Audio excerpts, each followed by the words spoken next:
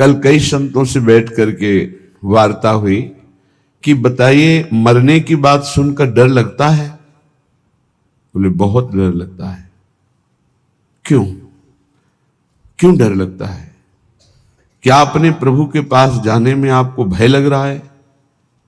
तो आप कहेंगे नहीं, तो इसका कारण संसार आपको बहुत प्रिय लग रहा है, शरीर बहुत प्रिय लग रहा है, भोग बहुत प्रिय लग रहे हैं, इसलिए शरीर छोड़ने की बात सोचने मात्र से भय लगता है। सोचो, बैठ के आधा मिनट सोचो कि अगर अभी मृत्यु आ जाए तो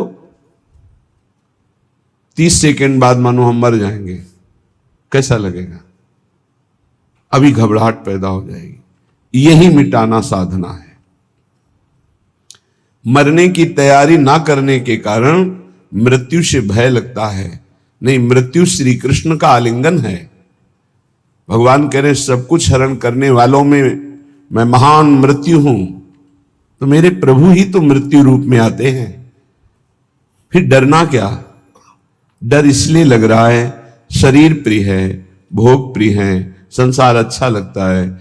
नाली का कीड़ा भी यहां बहुत अच्छे से जीना चाहता है, ऐसे उसको बहुत अच्छा लगता है, कभी प्रलय ना हो, कभी नाश ना हो, और ये मुझे नाली में रहने को मिले। शूकर अपनी इच्छा चाहता है, सब अपनी अपनी इच्छाओं में ही जीना चाहते हैं, इसीलिए मरने से भय लगता है।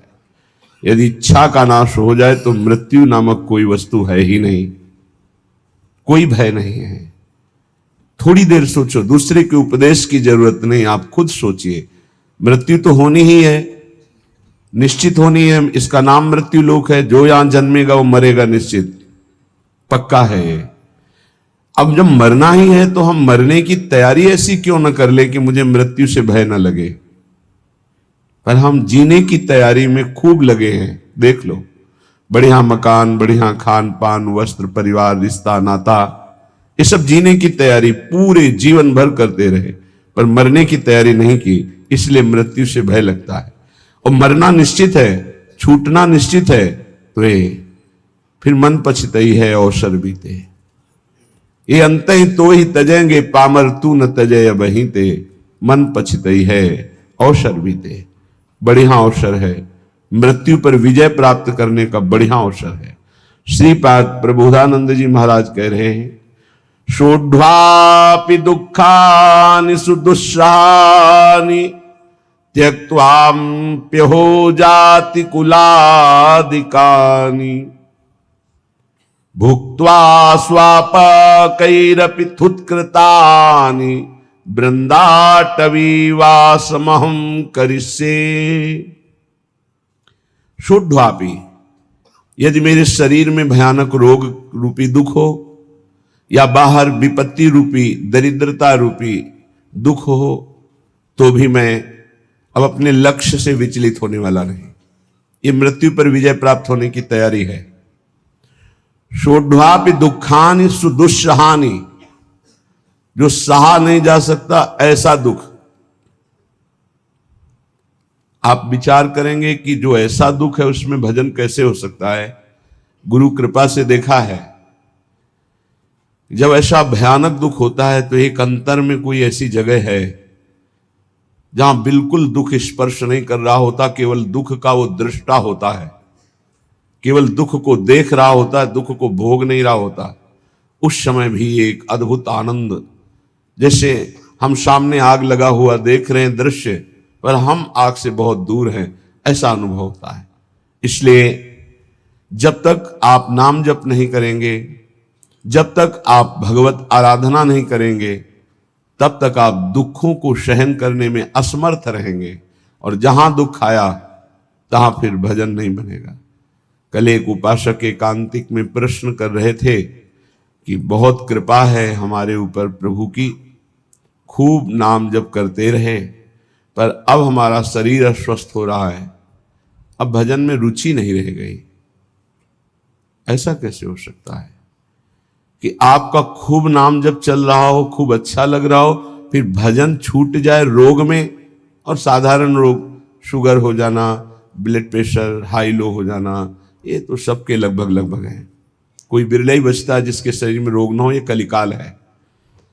अगर रोग ये साधारण आने पर आपका भजन छूट जाता है, तो असाध्य रोगों में क्या करेंगे? आप तो फिर प्रभु को भूल ही जाएंगे। तो आपकी तैयारी क्या रही? तैयारी तो इसी बात की है कि भारी विपत्ति बाहर और अंदर शरीर रोग ग्रसित पर हम आपका भजन नहीं छोड़ेंगे। शुद्धापि दुखानि सुदुस्सहानि, ऐसा दुख जो सहा नहीं जा रहा, उस समय भी हम राधा राधा राधा राधा ऐसा रटेंगे। त्यक्त्वाप्य हो जाति कुलादिकानि, हमारे कुल के, हमारे जाति के, हमारे परिवार के त्यक्त्वा, हमें त्याग दे तो भी मैं ऐसी परिस्थिति में भी प्रभु का स्मरण नहीं छोड़ूंगा। भुक्त्वा स्वापाकैरपि थुत्कृतानि, बहुत ऊंची बात कह रहे हैं कि यदि मुझे श्रीधाम वृंदावन का वास मिले, आश्रय मिले, और मुझे नीच जनों का जूठन पाना पड़े, तो मैं वो पा करके रहूंगा, पर अब मृत्यु की तैयारी में कसर नहीं रखूंगा, अब मृत्यु पर विजय प्राप्त करूंगा। धाम का आश्रय लेकर सत्संग करते हुए नाम वाणी में ऐसा चित्त डुबूंगा कि शरीर अस्वस्थ हो तो भी भजन न रुके, भारी विपत्ति हो तो भी भजन न रुके, परिवार के लोग हमें त्याग दें तो भी भगवद आश्रय न छूटे, और हमको जूठन मांग के खानी पड़े तो भी भगवद आश्रय नहीं छोड़ेंगे। ऐसे पुरुष को परम पद की प्राप्ति होती है। इतना धैर्यवान होना चाहिए। ये छुटपुट विपत्तियां, रोग, ये हमारे पाप कर्म के प्रभाव से ही आते हैं। हमको आनंद पूर्वक सहना सिखाता है सत्संग, शास्त्र, भजन, ये सामर्थ्य देता है। भजन नहीं तो बातों से नहीं सह पाओगे। इसीलिए यावत स्वस्थमिदं कलेवरम यावत च दूरे जरा, जब तक आपका स्वास्थ्य ठीक है, वृद्धावस्था दूर है, तब तक भजन कर लो। ऐसा अभ्यास कर लो कि किसी भी स्थिति में भजन न छूटे। घर छोड़ने के पहले गुप्त रूप से 4-4 दिन, 5-5 दिन भोजन का त्याग करने का अभ्यास गुप्त रूप से किया, क्योंकि हमको बाहर मिले ना मिले तो हम कैसे रह पाएंगे। पहले तैयारी की जाती है। एक एक को मृत देखा, एक एक को मृत देखा, मां को, परिवार को, सबको। जब अंदर आ गया कि सब ये शरीर मृत हैं, और अंदर ही आ गया कि कई दिन भोजन न मिलने पर भी मैं भजन अपना नहीं छोड़ पाऊं, नित्य निरंतर भजन करते हुए मैं बाहर परिवार से, भोजन से, सबसे विलग होकर के भी जी लूंगा। पहले अभ्यास किया, फिर निकल पड़े। जब निकल पड़े तो कदम पीछे नहीं, आगे। चाहे जितनी गाली, अपमान, दुख, सर्दी, गर्मी, बरसात, हर कष्ट सहते हुए पशुवत शरीर का व्यवहार, जैसे पशु ऐसे व्यवहार, जैसे पशु की न रजाई है न कंबल है, जो मिला सो खा लिया, जहां मिला वैसे पड़ा, ऐसे शरीर। तब वो जाकर के अंदर वेदना जागृत हुई, कैसे ब्रह्मबोध हो, कैसे भगवत प्राप्ति हो। अब तो जीवन का लक्ष्य केवल भगवत प्राप्ति। तब जहां कहीं भी चित्त की वृत्ति विषय संयोग के लिए लालायित हुई, वही रो रो कर प्रभु से प्रार्थना, प्रभु बचाओ, ऐसी वृत्तियों से बचाओ जो आपसे विमुख कर रही। बस एक ही उपाय मिला है आज तक विषयों पर विजय प्राप्त करने का, रोकर भगवान से प्रार्थना करना।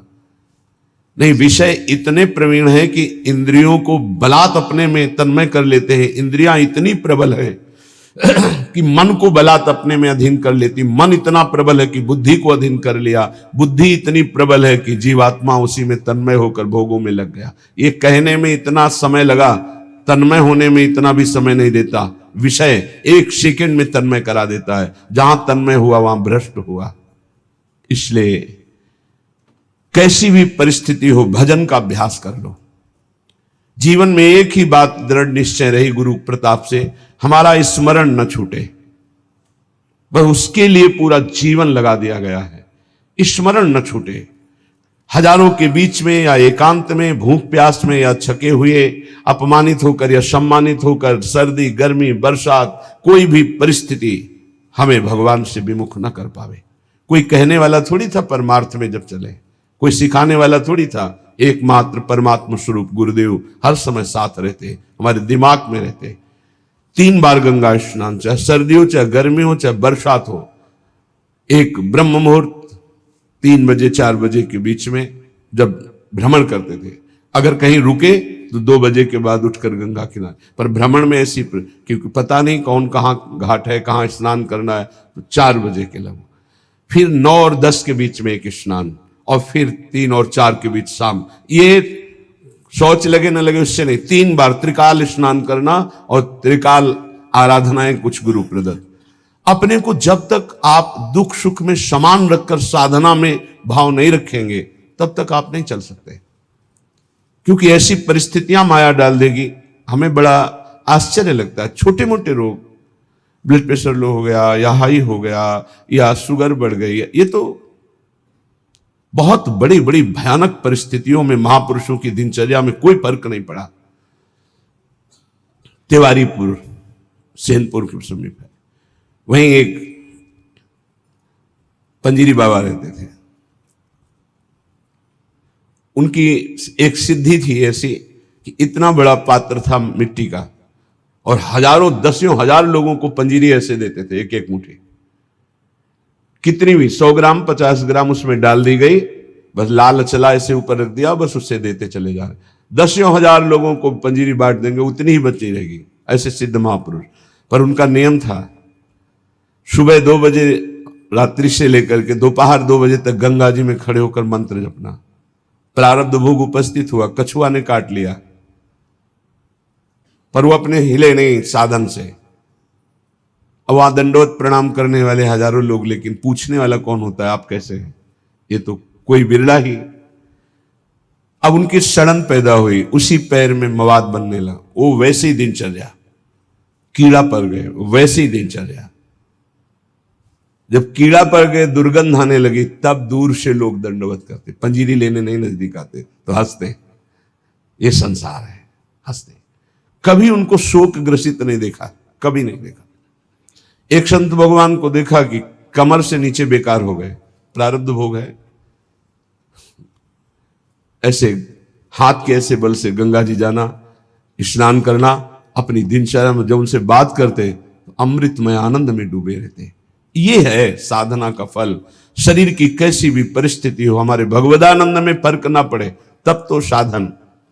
तो कह रहे हैं शुद्धापि दुखानि सुदुस्सहानि, तैयार हो जाओ। देखो ये तैयारी है मृत्यु पर विजय प्राप्त करने की। चाहे जैसी दुख की परिस्थिति हो, चाहे जैसी परिस्थिति, भजन न छूटे। आप भजन को पकड़ने की कोशिश करें, भजन आपको पकड़ लेगा।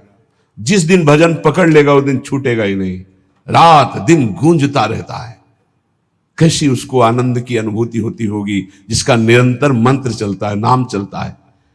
तो ना हम गमिष्यामि सताम समीपतो, वृंदावन छोड़कर, वृंदावन के रसिकों को छोड़कर मैं किसी भी महापुरुष का संग नहीं करूंगा। ना हम गमिष्यामि सताम समीपतो, जो प्रिया प्रीतम के प्रेम रस से अनविज्ञ हैं, उस रस के ज्ञाता नहीं है, मैं उनका सत्संग नहीं करूंगा और ना ही करना चाहिए। क्यों? क्योंकि हमारे भाव को पुष्टता मिलेगी, इष्ट मिले और मन मिले, और मिले भजन रस रीति। जहां इष्ट मिले, भजन रस रीति मिले, प्रेम रस का मन मिले, वही सत्संग में रंग आएगा, अन्यथा बाधा पड़ जाएगी। क्योंकि बहुत प्रकार की भक्ति है, बहुत प्रकार के भक्त हैं, बहुत प्रकार की साधना है, बहुत प्रकार के साधक है। तो हमारे समाधान का, चित्त के समाधान का विषय रसिक जन है। रे मन रसिकन संग बिन रंच न उपजय प्रेम। इसलिए महाप्रभु हरिवंश चंद्र जी भी कहते हैं, वृंदान सर्व महता मपहाय दूराद। बाहर के बड़े बड़े महापुरुषों को प्रणाम करके अगर प्रेम प्राप्त करना चाहते हो श्यामा श्याम का, तो वृंदावन के रसिकों का संग करो। तो उनके संग से, जिनका स्वभाव है सत्तारणी कृत स्वभाव, ऐसी श्री जी से आपका अपनापन हो जाएगा। तो ना हम गमिष्यामि सताम समीप, तो मैं नहीं जाऊंगा किसी भी बड़े महापुरुष के पास जो वृंदावन रस से दूर हैं। ना हम वदिष्यामि निजम कुलादिको, मैं कभी कुल का परिचय बता करके अपनी महानता देने वाले का मैं कभी संग नहीं करूंगा। क्योंकि महान वो है जो इष्ट में तन्मय है, ना कि जाति पक्ष में, कुल पक्ष में। ऐसी महानता ना विद्वान पक्ष की। विद्या रूप महत्व कुल धन यौवन अभिमान, इनका आदर नहीं होता। अगर इनका आदर होता है तो असत का आदर होता है, असत का संग होता है। श्रीपाद करें, ना हम वदिष्यामि निजम कुलादिकम, ना मैं अपने कुलादि का परिचय दूंगा और ना कुल का परिचय देने वालों का संग करूंगा। ना हम मुखम दर्शितास्मि कस्यचित्, मैं ऐसे का कभी मुख भी नहीं देखना चाहूंगा जो प्रिया प्रीतम से विमुख होकर के संसार के राग रंग में मगन है। वृंदाटवी वास कृते साहसी, मैं अत्यंत साहसी होकर के, असंग रह करके श्री प्रिया प्रीतम का निरंतर भजन करूंगा। आह की दृक पुण्य राशे, आहा कैसे पुण्य प्रकट हो गए कि हमारी श्री जी की करुणा उदय हुई और मुझे वृंदावन धाम का वास मिला, आने को मिला, दर्शन करने। आहा कीदृक् पुण्य राशे सुपरिणतरियम केयमाश्चर्य रूपा, कारुण्य उदार लीला स्फुरति भगवतः कोनु लाभोद्भुतोयम। आहा मेरे सारे पुण्य फलीभूत हो गए, मुझे वृंदावन आने को मिला, वृंदावन में दर्शन मिले, बिहारी जी के, राधा वल्लभ जी के, राधा रमण जी के, रसिकों का संग मिला, मेरे पुण्य फलीभूत हो गए। आहा आहा क्या आश्चर्य में करुणा उदारता प्रकट हुई कि मुझे परम रूप राशि श्री प्रियाजू के चरणों की शरणागति मिल गई, जो परम करुणा उदार का साक्षात वपु हैं। श्री जी के रूप का एक ऐसा प्रभाव कि रोए बिना नहीं रह सकते आप। करुणा दयालुता टपक रही है श्री जी के रूप से, वो मतलब सामर्थ्य के बाहर की बात है, कोई वर्णन कर सके। ऐसे नेत्र है, ऐसी करुणा है, ऐसा अपनापन है कि बस चिल्ला चिल्ला के रोने का मन होता है। तो कहते आहा हमारे ऊपर कितनी करुणा हुई, केम आश्चर्य रूपा, कैसा ये आश्चर्य में रूप है मेरी प्यारी जू का। कारुण्य उदार लीला स्फुरति भगवतः कोन लाभोद्भुतोयम, जहां जिनकी करुणा उदारता का लाभ स्वयं भगवान ले रहे हैं, वो रूप हमारी स्वामिनी जू का, मैं उनका शरणागत हूं। यद्वा नाश्चर्य में तन निज सहज गुणम मोहित श्री विधिशा, मेरी स्वामिनी जू का ऐसा सौंदर्य है, ऐसा प्रेम है कि लक्ष्मी ब्रह्मा शिवादि देवगण भी मोहित हो रहे हैं।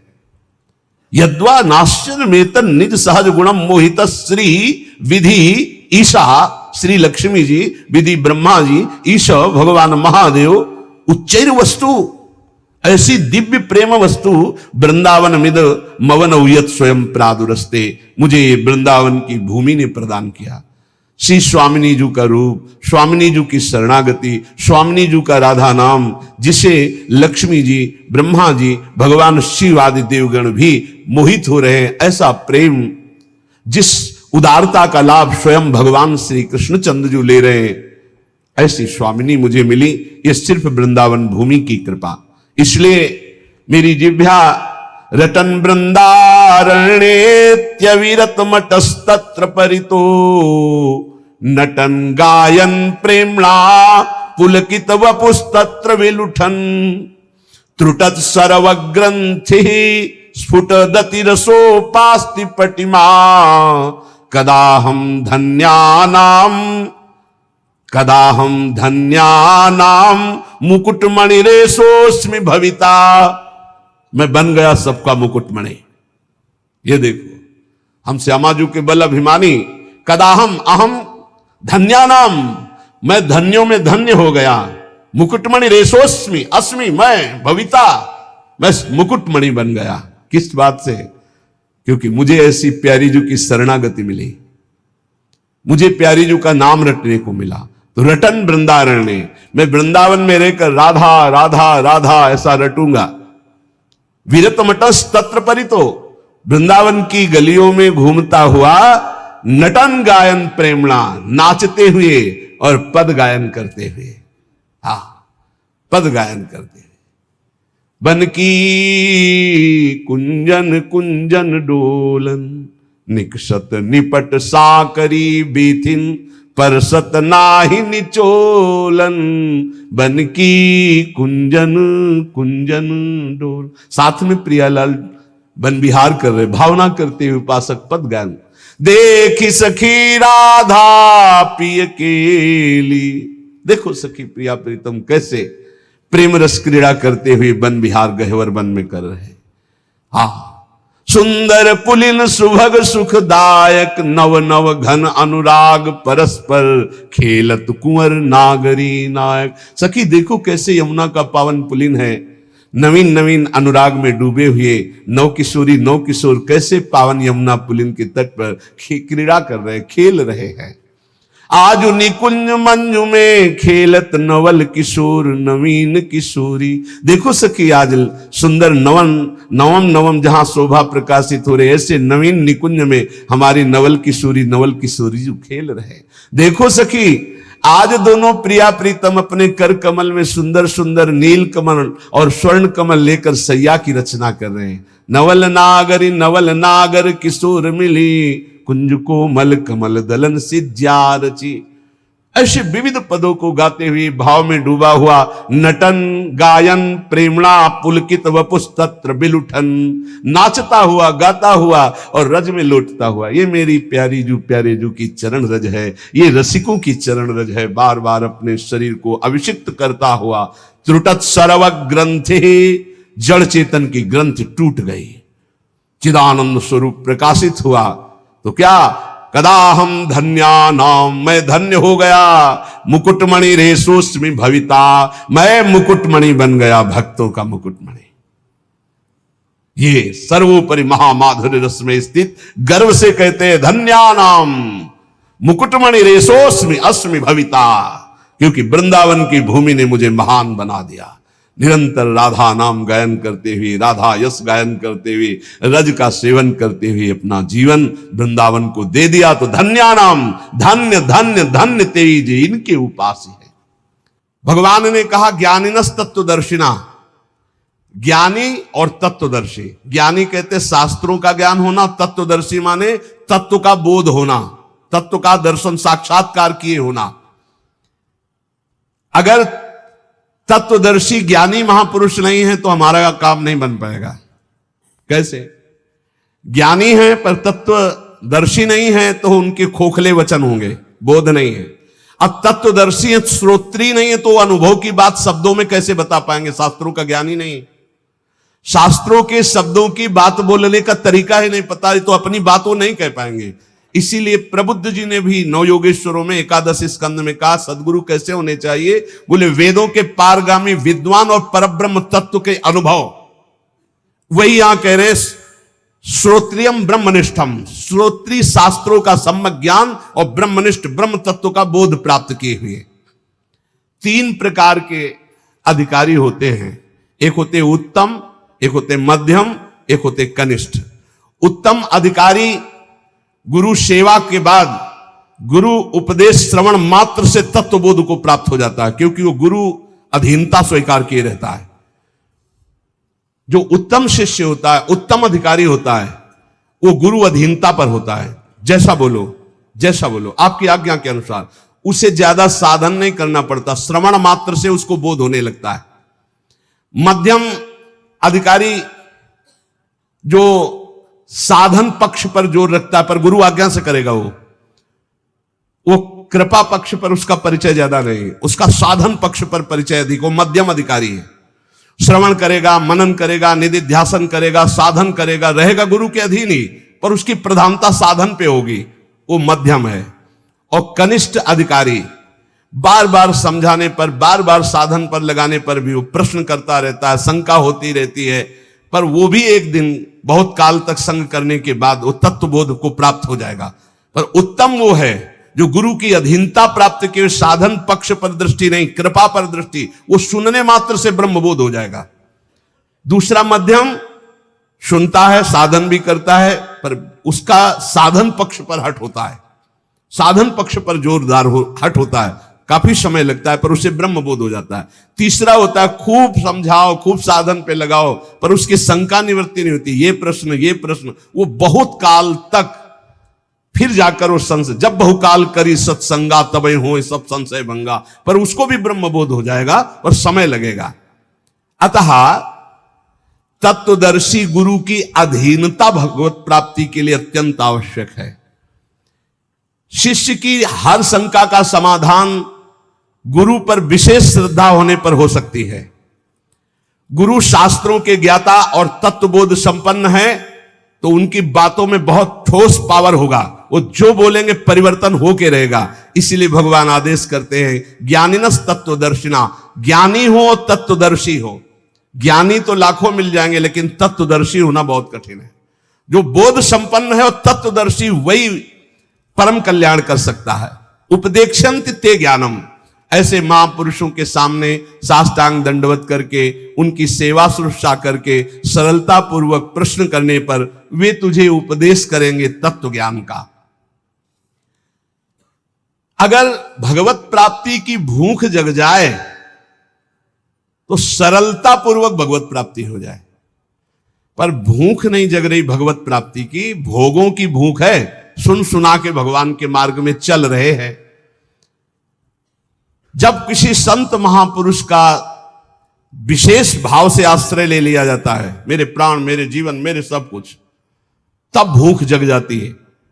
पक्का संत संग का फल होगा कि हर क्षण आपके हृदय से निकलने लगेगा, मुझे भोग नहीं चाहिए, मुझे संसार नहीं चाहिए, मुझे भगवत प्राप्ति करनी, मुझे संयम से रहना है, मुझे भोगों का चिंतन भी नहीं करना है। ये अपने आप आने लगेगा, उनके संग का प्रभाव अपने आप आने लगेगा।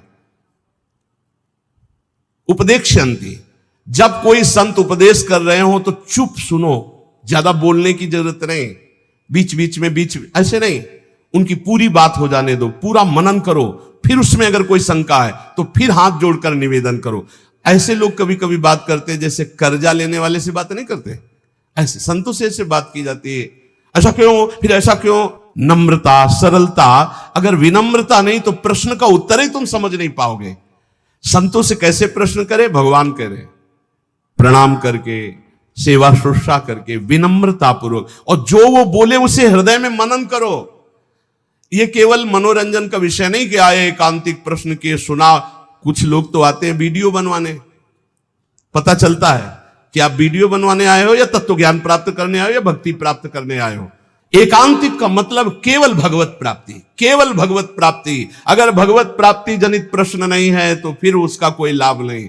संतों के पास जाओ, उपदेक्षन्ति, वो जब उपदेश कर रहे हैं तो उसका बोध प्राप्त करो, भगवत मार्ग में चलो।